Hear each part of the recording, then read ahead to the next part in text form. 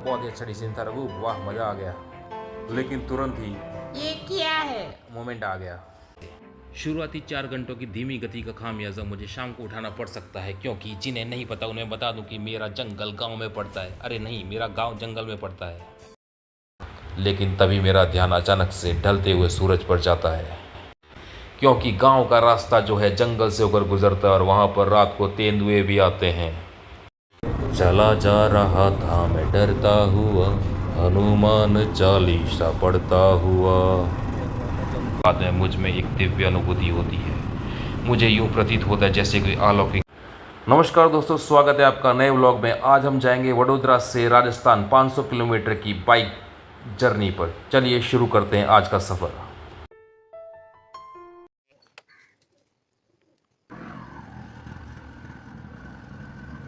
तो हम निकल चुके हैं राजस्थान की रोड ट्रिप के लिए। पहली बार बाइक पर, पहली बार मतलब कि कैमरा लेने के बाद पहली बार, यूट्यूब चैनल बनाने के बाद पहली बार। तो हम आ चुके हैं इस वक्त हाईवे पर। यह है NH48। सुबह के 6:15 हुए। मौसम अच्छा है, मानसून का समय है, बारिश के पूरे चांस हैं। देखते हैं हमें बारिश कितनी परेशान करती है रास्ते में। ये पद यात्री जाते हुए शायद डाकोर जा रहे हैं। हर बार मैं या फिर कार से या फिर अकेले बाइक पर कभी भी हम जाते हैं तो यहाँ से हालोल, कालोल, गोधरा, लूनावाड़ा, मोडासा ऐसा होकर शामड़ाजी होकर जाते हैं। इस बार सोच रहा हूँ कुछ अलग रूट लेता हूँ। यहाँ से राइट की ओर ना लेकर सीधे जाकर कुछ देखते हैं। तो भाई हमने लिया है नया रूट और हम जा रहे हैं अभी सावली, डाकोर और फिर मोडासा साइड। नॉर्मली हम जाते थे हालोल से, इस बार हालोल नहीं जाना।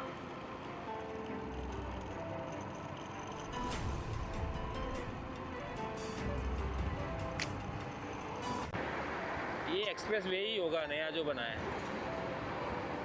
दिल्ली मुंबई एक्सप्रेस वे ही है शायद। हमें सीधा जाना है, सीधे जाने के बाद में डाकोर की तरफ।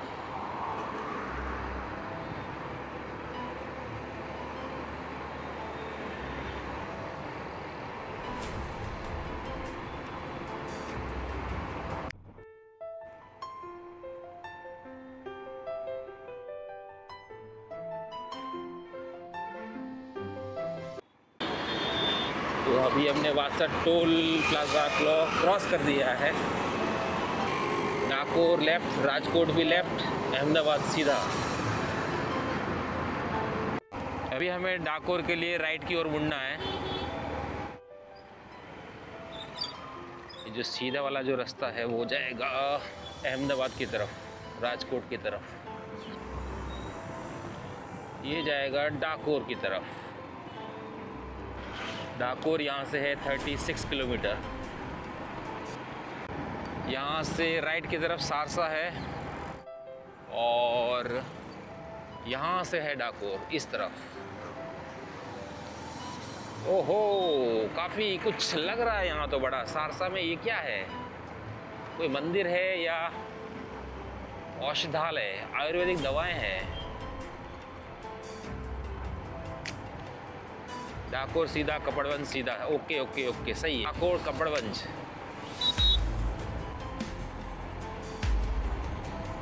तो हम ये जो एक छोटा सा कुछ टाउन जैसा कह सकते हैं, वहाँ से हम बाहर निकल गए अभी। जब डाकोर सीधा ही है, 17 किलोमीटर बाकी है यहाँ से। हमने चाय नाश्ता भी नहीं किया है। यहाँ कोई बहुत ही बड़ा मंदिर है। कौन सा मंदिर है ये, क्या है ये? कपड़वंज माटे आवाजू आवाज सिद्धू।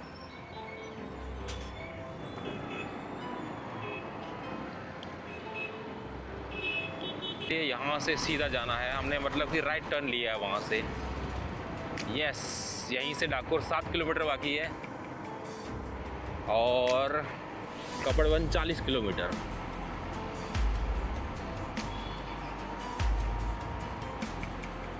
ये कौन सा मंदिर था, क्या था, कुछ अच्छा बहुत बड़ा मंदिर लग रहा था, तालाब के किनारे।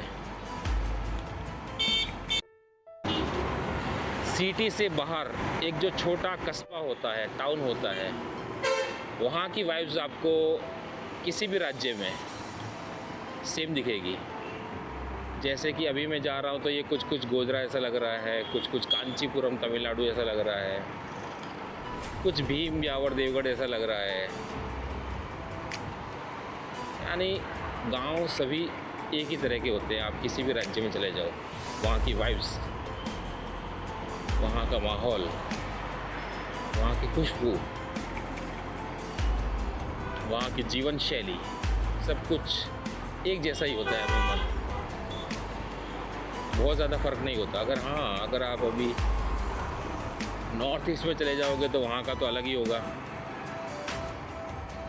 या फिर पहाड़ों पे जाओगे वहाँ अलग ही होता है। लेकिन जो प्लेन्स के जो एरियाज़ हैं वहाँ पर बहुत ज़्यादा फ़र्क नहीं होता है।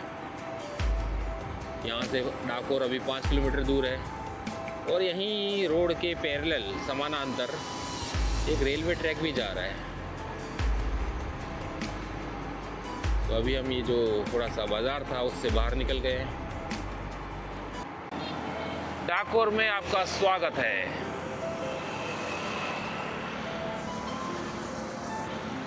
ओह, तो ये गोटे वाले जो बहुत फेमस है यहीं पर है, बापा लाल, मगन लाल गोटा वाला। यहाँ पे गोटा बहुत ज़्यादा फेमस है यहाँ पर। चाय और गोटा, गोटा यानी कि पकोड़े ही, लेकिन फिर पता नहीं कुछ अलग होता होगा, थोड़ा सा अलग होगा। ये काफ़ी सारे पदयात्री जो जा रहे हैं ये डाकोर वाले ही हैं। डाकोर यानी रणछोड़ राय, जो कि श्री कृष्ण जी का ही एक रूप है, अवतार है। काफ़ी ज़्यादा मानते हैं यहाँ गुजरात में इन्हें।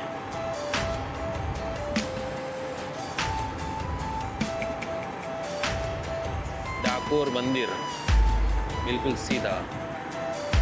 मैंने गलत तो नहीं लिया? नहीं, सही है।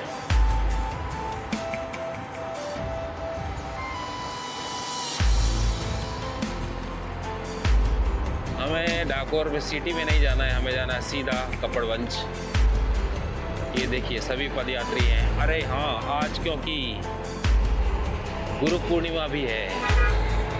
गुरु पूर्णिमा से याद आया कि मुझे अशोकन सर, आर के सर और वरिया सर को कॉल करना है गुरु पूर्णिमा के उपलक्ष्य पर। तो हम कहाँ पे करें कॉल? कोई अच्छी जगह पे जाके रोकते हैं और एक बार कॉल कर देते हैं। ब्रेक भी हो जाएगा, कॉल भी हो जाएगा, गाड़ी को भी ब्रेक, मुझे भी ब्रेक, थोड़ा सा आराम, थोड़ा सा रिचार्ज, छोटा रिचार्ज।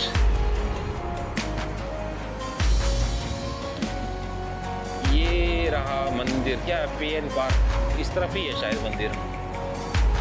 देखिए काफ़ी सारी लग्जरी बसें हैं यहाँ पर, प्राइवेट बसें, जो कि स्पेशली डाकोर के लिए ये। और आज इसका महत्व ज़्यादा हो जाता है क्योंकि आज पूर्णिमा है। अलग ही महत्व होता है पूर्णिमा का, खासकर जब धार्मिक कामों की बात हो। मौसम अच्छा है, बादल है, छाँव है, धूप नहीं है, ठंडा मौसम है। काफ़ी ज़्यादा भीड़ है यहाँ पर।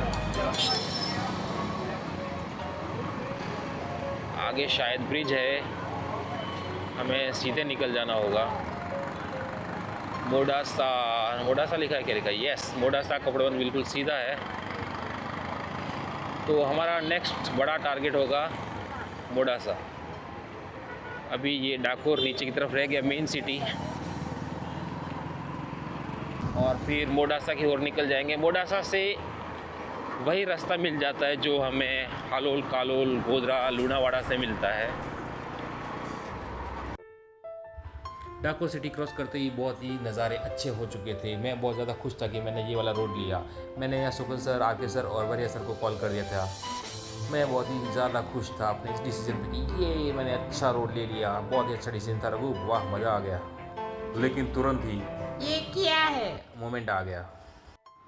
आगे की सड़क, आगे का रास्ता इतना ज़्यादा बुरा होने वाला है इसका मुझे ज़रा भी अंदाज़ा नहीं था। आने वाले जाने वाले दोनों तरफ के वाहन एक ही तरफ आ रहे थे। आरसीसी का काम चालू था, मानसून का समय था, सड़क गीली थी, फिसलन थी, मैं बहुत ही धीरे चला रहा था। आप जो देख रहे हैं ये स्पीड, ये 3x की स्पीड है। एक्चुअल में मैंने बहुत ही धीरे चलाई ये बाइक।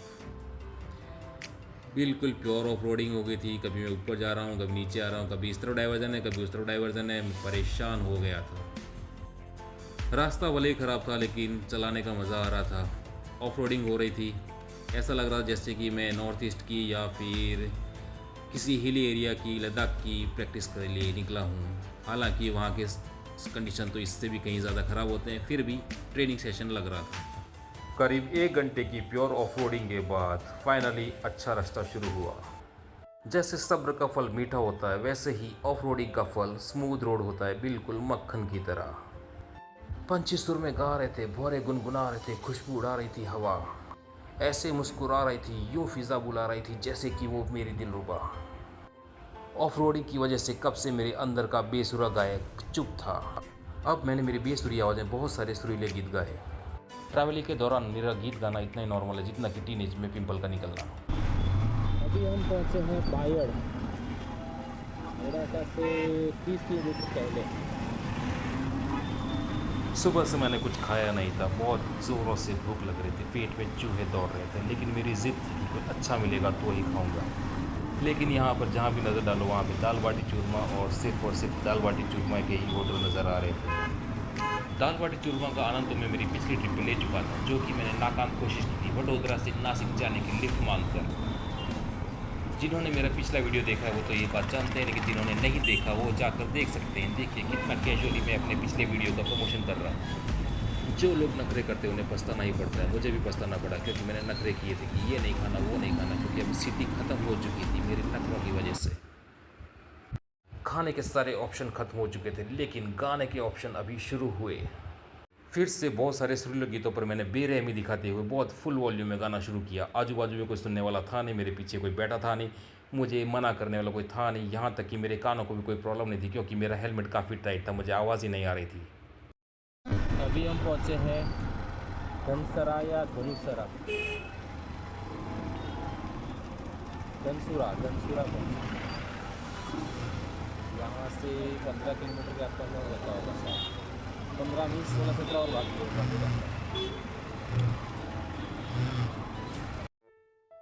पिछले शहर की तरह इस शहर में भी हर जगह मुझे सिर्फ दाल बाटी चूरमा ही दिखाई दिया था, जो कि मुझे खाना नहीं था क्योंकि मैं तो राजस्थानी हूँ। मुझे तो दाल बाटी चूरमा मेरे लिए बहुत कॉमन है। सब कॉन्शियसली या फिर अनकॉन्शियसली मैं ये तय कर चुका था कि मुझे मोड़ासा जाकर ही कुछ खाना है, क्योंकि मेरे लिए वह एक बड़ा पड़ाव था। मनोवैज्ञानिक कारण कह सकते हैं आप इसे।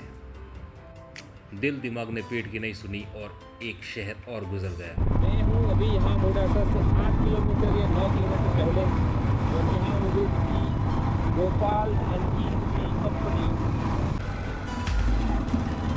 हम मोड़ासा बाईपास आ गए, लेफ्ट साइड में मोड़ासा सिटी रहेगी ना।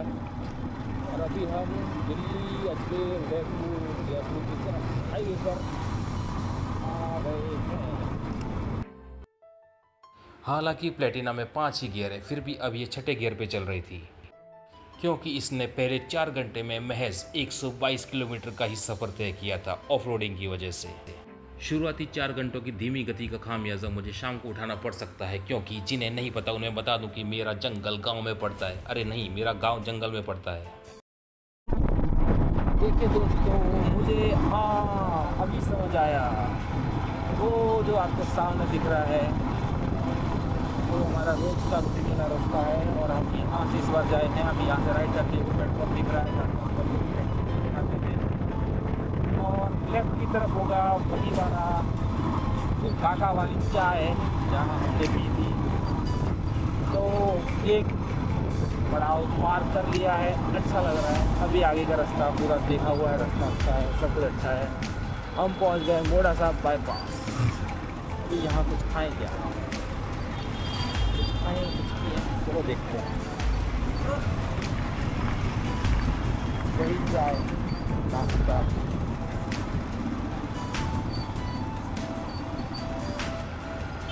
पोहे हैं, पोहे खाते हैं, पोहे खाएंगे।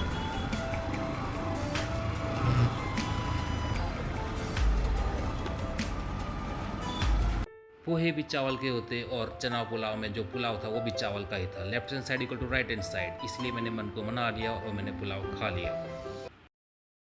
चना पुलाव ज़्यादा खाने की वजह से मुझे अंगड़ाई लेने का मन कर रहा था, सुस्ताने का मन कर रहा था। इसलिए बाइक को विराम देते हुए और पेट को थोड़ा आराम देते हुए मैं वहीं थोड़ी देर बैठ गया। कुछ देर इस तरह टाइम पास करने के बाद में मुझे अचानक से ख्याल आया कि मैं टाइम को पास नहीं कर रहा, टाइम मुझे पास कर देगा अगर मैं शाम को लेट पहुंचा गांव में जंगल में होते हुए। तो भाइयों, दोस्तों, बहनों, देख लीजिए आगे अरावली पहाड़ियाँ शुरू हो गई है, सब हरी भरी।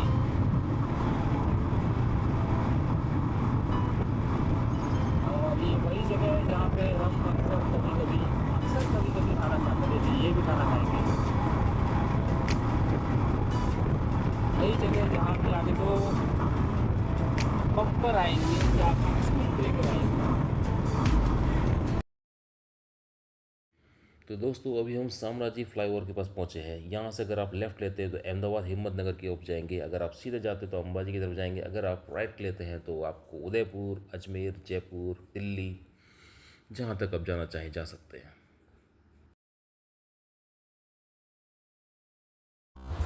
फिर हम पहुँच जाते हैं शामराजी, जो कि राजस्थान गुजरात बॉर्डर पर है। और क्योंकि राजस्थान में पेट्रोल 10 रुपये ज़्यादा है पर लीटर, तो हम यहीं अपना टैंक फुल कर देते हैं ताकि आगे देखना ही ना पड़े वापस गुजरात आने के बॉर्डर तक। यहाँ पर अपना टैंक से मेरा मतलब था कि प्लेटिना की पेट्रोल टैंक।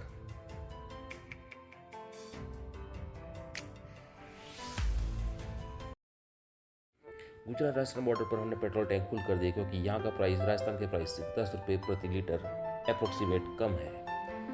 फिर हम रवाना हो जाते हैं राजस्थान में एंटर होने के लिए। अभी गाड़ी फुल है और हमारी टैंक भी फुल है। ये है रतनपुर बॉर्डर गुजरात और राजस्थान का। अभी तक हमने जो दूरी तय की है वो है 220 किलोमीटर अप्रोक्सीमेट, लेकिन साइकोलॉजिकल अभी ऐसा लगता है कि जैसे हमने आधी दूरी तय कर दी है 500 किलोमीटर की। तो दोस्तों स्वागत है आपका राजस्थान में। अभी आप ऑफिशियली राजस्थान में एंटर हो चुके हैं। यहाँ से आगे आप फ़र्क देख सकते हैं, डिफरेंस देख सकते हैं और अंतर देख सकते हैं कि अब ये रोड जो हैं बहुत ही ज़्यादा अच्छे हैं। और ये मैं कोई पक्षपात नहीं कर रहा, आप किसी भी बाइकर से पूछिएगा वो यही कहेगा कि दिल्ली से लेकर जयपुर, अजमेर, उदयपुर और फिर आगे गुजरात तक राजस्थान की इस रोड पर आपको बाइक चलाने का एक अलग ही मज़ा होता है। रोड कंडीशन अच्छा है, इसमें तो कोई शक ही नहीं है, आप खुद देख सकते हैं। लेकिन इसके साथ साथ अरावली की जो पहाड़ियाँ हैं, अरावली की जो घाटियाँ हैं और जो घुमावदार रोड है, कर्व्स है, ट्विस्ट है, बैंड है, उसका एक अलग ही मज़ा होता है। तो फिर हम इस मज़े से मज़ेदार मज़ा लेते हुए आगे बढ़ जाते हैं। हर एक राइडर की एक अलग शैली होती है, एक अलग स्टाइल होती है, एक अलग तरीका होता है अपने आप को मोटिवेट रखने का। मैं मेरी राइड को पार्ट्स में डिवाइड कर देता हूँ, लेवल की तरह करता हूँ। जैसे कि मैं कोई गेम खेल रहा हूँ, लेवल 1, लेवल 2, लेवल 3, इसी तरह से। जैसे कि मेरा पहला पड़ाव था मोटा सा, आखिरी अगला पड़ाव था राजस्थान का बॉर्डर, रतनपुर बॉर्डर, और उसके बाद उदयपुर, और ऐसे ही करते करते मैं अलग अलग पड़ाव में जर्नी को बांट देता हूँ। समय दोपहर के 1:25 हम पहुँच चुके हैं खैरवाड़ा, जो कि उदयपुर ज़िले की एक तहसील है। यहाँ से नज़दीकी रेलवे स्टेशन है बिछीवाड़ा। अगर आप रा प प नी की बस यानी कि राजस्थान राज्य पथ परिवहन निगम की बस से गुजरात से राजस्थान या फिर राजस्थान से गुजरात का सफ़र करते हैं तो खैरवाड़ा में डिनर के लिए स्टॉपेज होता ही है। प्राइवेट बस सर्विस वाले ज़्यादातर खैरवाड़ा या फिर कभी कभी शामराजी के आसपास ब्रेक लेते हैं। मेरी बातों को देता हूँ थोड़ा सा विराम ताकि आपके कानों को भी मिल सके आराम। आप भी मज़ा लीजिए इस हसीन सफ़र का, फील कीजिए इस ठंडी हवा को, फील कीजिए इस मौसम को, घुमावदार रोड को, इस खुले आसमान को और घाटियों को। राजस्थान के हाईवेज़ पर ड्राइविंग करते वक्त या फिर राइडिंग करते वक्त आपको बहुत ज़्यादा सावधान रहने की ज़रूरत है, क्योंकि भेड़, बकरी, गाय, भैंस कभी भी आपको अचानक से दर्शन दे सकते हैं। उदयपुर एंटर होने से कुछ देर पहले, कुछ अंतर पहले, कुछ किलोमीटर पहले आपको लेफ्ट साइड पर जैन मंदिर दिखेंगे जो कि काफ़ी दर्शनीय हैं। अब उदयपुर शहर यहाँ से दूर नहीं है तो आपको होटल्स दिखना शुरू हो जाएंगे। राजस्थान के होटल्स की बनावट, उनकी शैली, उनकी स्टाइल और उनका स्थापत्य कला जो है आपको राजपूती महलों की तरह, किलों की तरह नजर आएंगी, जो कि बाकी शहरों की, बाकी राज्यों के होटल से काफ़ी ज़्यादा अलग होते हैं।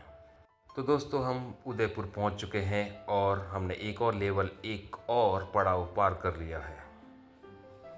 अगर आप कार से ट्रैवल कर रहे हैं, ट्रक से ट्रैवल कर रहे हैं, बड़ी गाड़ी से ट्रैवल कर रहे हैं और आपको सिटी के ट्रैफिक से बचना है, तो यहाँ से राइट साइड है जो कि बाईपास है, आप सीधे जा सकते हैं। अगर आपको सिटी का आनंद लेना है, खाना पीना है, नाश्ता करना है, देखना है, तो आप सीधा ले सकते हैं, जैसे कि मैंने लिया है अभी। उदयपुर शहर की एक खास बात आपसे साझा करना चाहता हूँ, शेयर करना चाहता हूँ, बताना चाहता हूँ। अगर आप उदयपुर के स्थानीय नहीं हैं, लोकल नहीं हैं, तो आपको उदयपुर सिटी बिना गूगल मैप के क्रॉस करना उतना ही मुश्किल है जितना कि 17 का पहाड़ा, 17 का टेबल। इनफैक्ट मेरा पर्सनल एक्सपीरियंस और मेरा व्यक्तिगत अनुभव ये कहता है कि उदयपुर की गलियों में गूगल मैप की मदद लेने के बाद भी आप घूम जाते हैं और गुम जाते हैं। घर वाला ग और गधे वाला ग, दोनों ही। मेरे आने से लोगों में कितना आनंद है, उमंग है, उत्साह है और उल्लास भी है। देखिए मेरा स्वागत कितना आलीशान, कितना शाही, कितना राजसी किया है। सभी बैंड बाजा लेकर आए हैं, नाच रहे हैं, गा रहे हैं, झूम रहे हैं।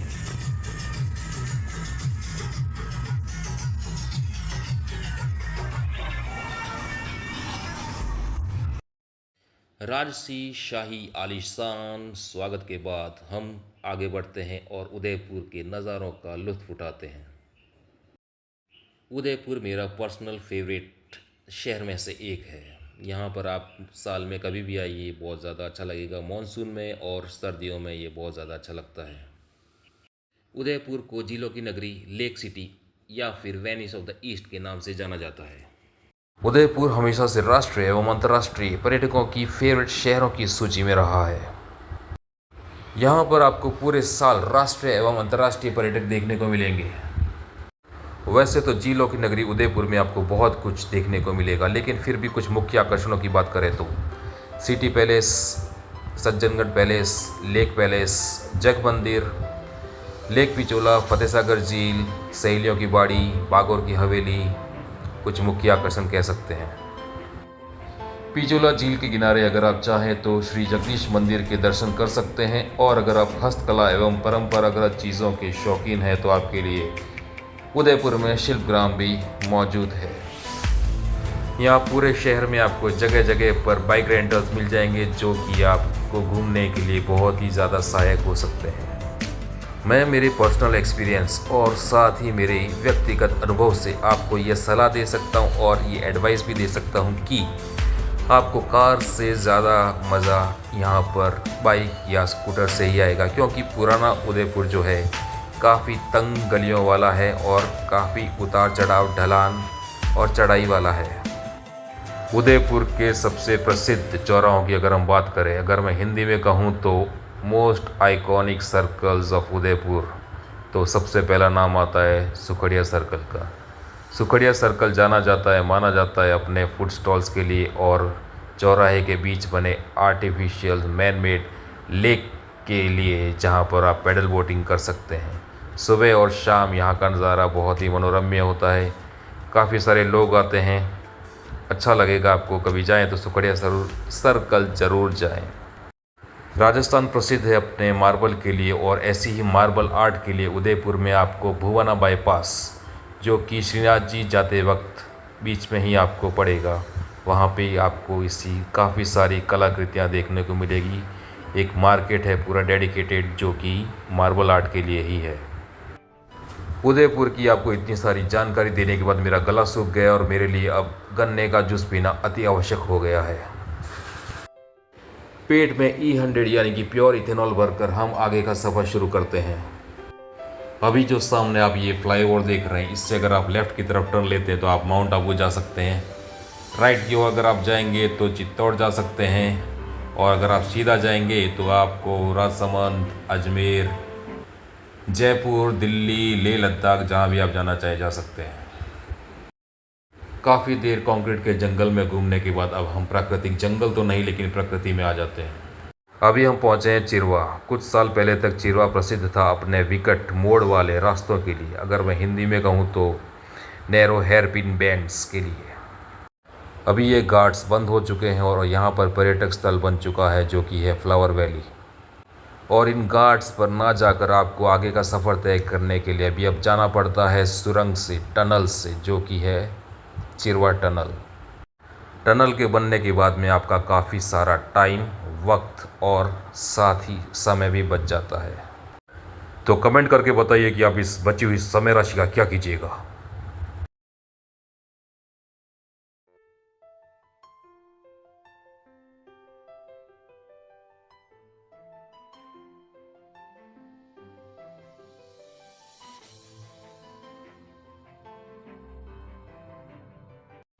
टनल से निकलने के कुछ देर बाद आपको लेफ़्ट साइड पे अनंता हॉस्पिटल दिख जाएगा, जो कि काफ़ी बड़ा हॉस्पिटल है और मेडिकल कॉलेज भी है। काफ़ी दूर दूर से यहाँ पर लोग आते हैं चिकित्सा के लिए। यहीं से थोड़ा आगे राइट साइड पे पहाड़ी के ऊपर आपको वैष्णो देवी के दर्शन हो जाएंगे।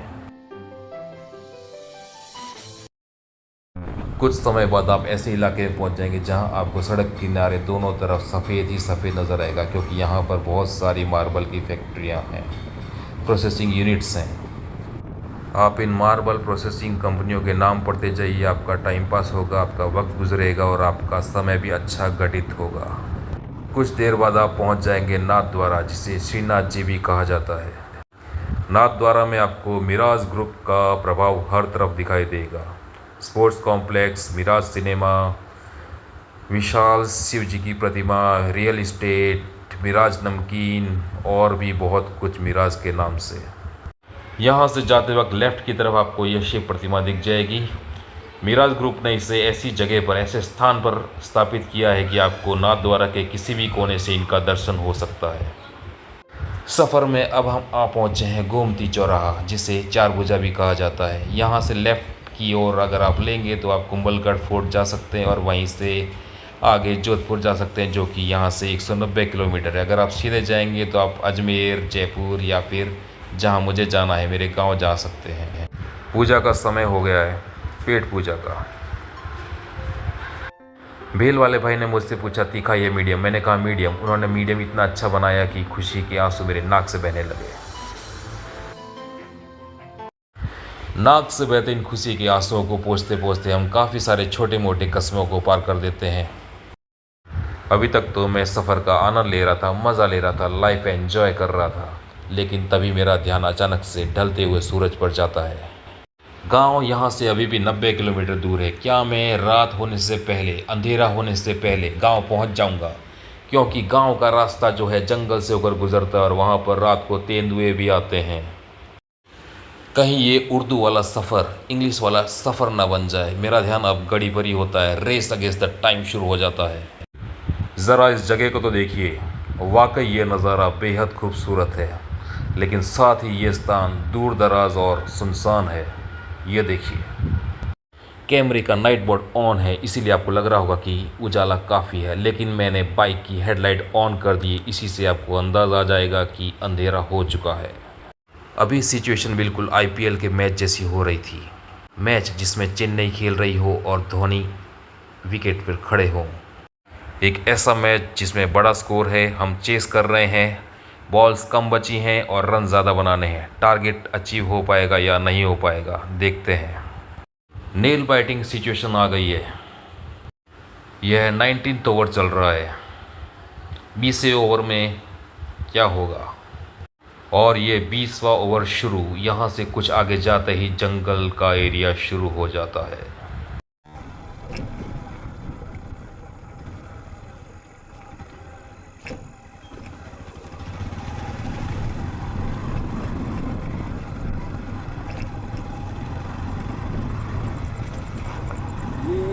बाइक की आवाज़ भी मानो शेर की दहाड़ लग रही थी। चला जा रहा था मैं डरता हुआ, हनुमान चालीसा पढ़ता हुआ।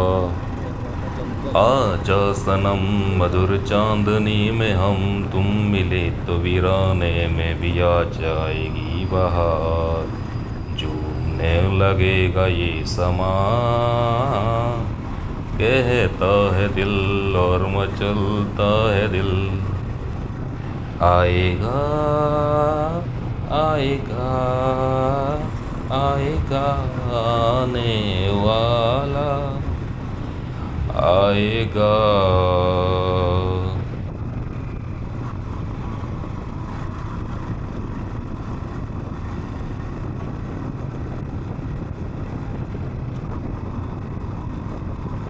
कुछ देर इस तरह के मोटिवेशनल, इंस्पिरेशनल, जोशवर्धक और ऊर्जावर्धक गाने सुनने के बाद में मुझ में एक दिव्य अनुभूति होती है। मुझे यूँ प्रतीत होता है जैसे कोई अलौकिक, अप्रतिम, अदृश्य शक्ति मेरे सामने प्रकट होने वाली है।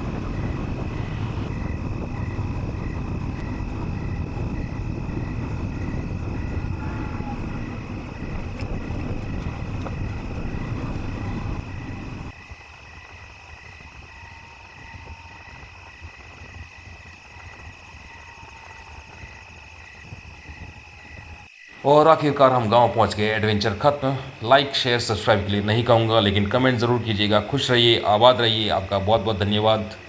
फिर मिलेंगे किसी और व्लॉग में।